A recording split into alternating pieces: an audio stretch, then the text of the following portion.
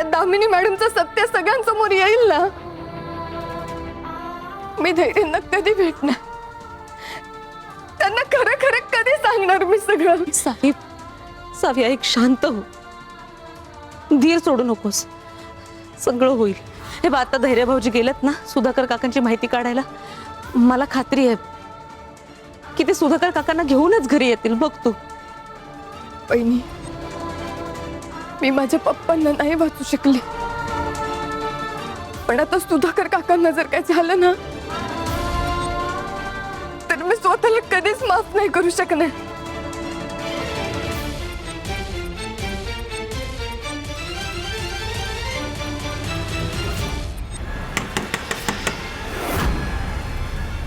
कोण आहे?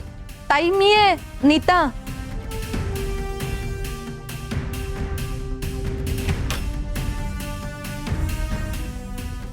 सावी, लवकर खाली चल, धैर्य भाऊजी आलेत.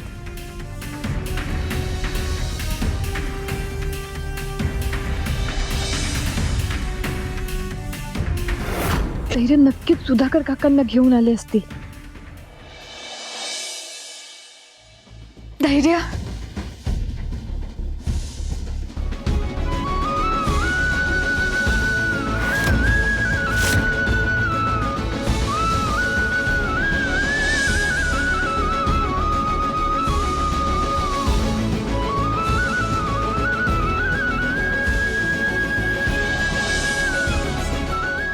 धैर्य,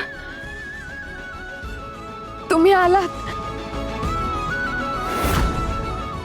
सुधाकर काका कुठे आहेत?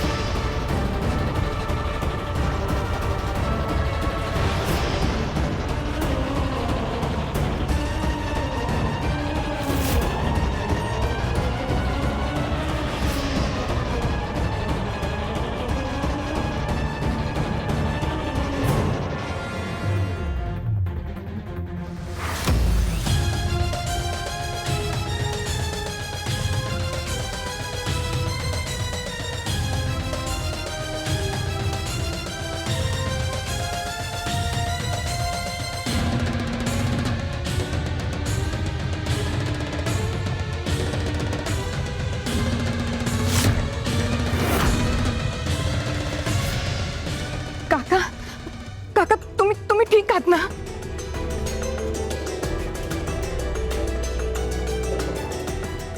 तुम्हाला काही झालं नाही ना? जोपर्यंत तुम्हाला बघत नाही ना, तोपर्यंत माझ्या जीवात जीव नव्हता.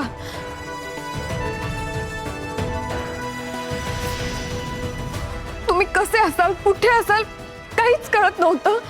मला खूप काळजी वाटत होती हो तुमची. सावी, मी अगदी व्यवस्थित,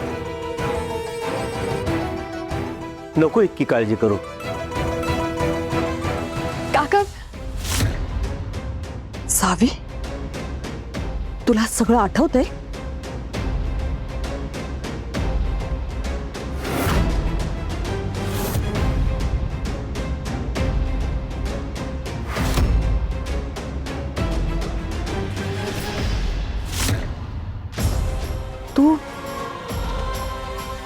तू बरी झालीस?